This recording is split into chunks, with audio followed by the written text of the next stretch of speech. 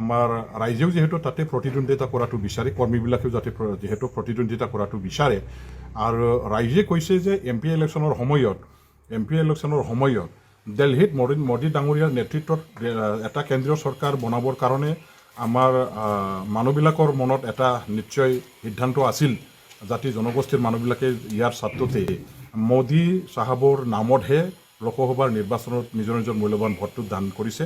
আৰু ইয়াৰ ফলতে আজি ইউ পি পি এলৰ প্ৰাৰ্থীজনে সহজে জিকি যোৱা বুলি আমি সেইটো গম পাওঁ। কিন্তু MLA ইলেকশ্যন যিটো হ'ব উপ নিৰ্বাচন, সেই MLA ইলেকশ্যনত ৰাইজে নিশ্চয় BPF দলৰ প্ৰতি তেওঁলোকে নিজৰ নিজৰ মূল্যৱান ভোটটো দিবৰ কাৰণে সাজু হ'ব। আমি ৰাইজৰ যিটো মনৰ কথা যিটো বুজিছোঁ, তেখেতসকলে MPত মোদী ডাঙৰীয়াৰ কাৰণে তেখেতৰ নামত দিছে।